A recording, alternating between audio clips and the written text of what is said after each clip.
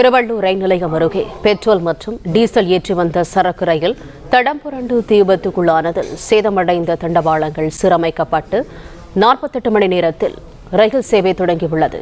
இது தொடர்பான கூடுதல் தகவல்களை தருகிறார் எமது செய்தியாளர் பாலாஜி. விவரங்கள் என்ன? வணக்கம்.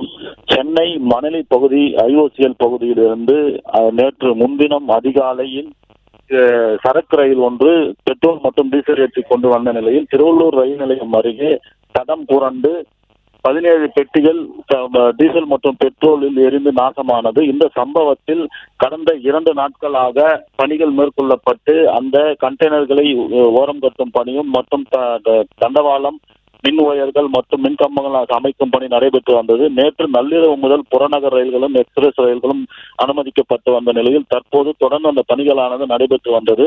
தற்போது இன்று அதிகாலை 3:30 மணி அளவில் முழுவதும், அதாவது தண்டவாளங்கள் 4 தண்டவாளங்களை சீரமைத்து மின் கம்பங்களை சீரமைத்து முழுவதுமாக பணிகள் முடிவடைந்து அனைத்து ரயில் சேவையானது தற்போது இயக்கப்பட்டு வருகிறது. அப்பகுதியில் தற்போது இயக்கப்படும் ரயில்கள் சுமார் 10 கிலோமீட்டர் தொலைவிற்கு வேகத்தில் மட்டுமே இயக்கப்பட வேண்டும் என தென்னக ரயில்வே உத்தரவிட்டிருக்கும் நிலையில் சுமார் 6 கிலோமீட்டர் தொலைவிற்கு, அதாவது திருவள்ளூர் ரயில் நிலையத்திலிருந்து ஏகாட்டூர் ரயில் நிலையம் வரை 10 கிலோமீட்டர் வேகத்திலே ரயில்கள் இயக்கப்பட்டு வருகிறது. மேலும் 2 நாட்களுக்கு பிறகு, அதாவது விபத்தான 2 நாட்களுக்கு பிறகு சரக்கு ரயில் சேவையும் தற்போது தொடங்கப்பட்டு உள்ளது. மேலும் அந்த தீ விபத்துக்குள்ளான சம்பவ இடத்திலேயே அனைத்து பணிகள் முடிவடைந்த நிலையில் 2வது தண்டவாளத்திலிருந்து முதல் தண்டவாளத்திற்கு மாறும் இணைக்கும் பணிகள் மட்டும் தற்போது நடைபெற்று வருகிறது. தகவல்களுக்கு நன்றி பாலாஜி.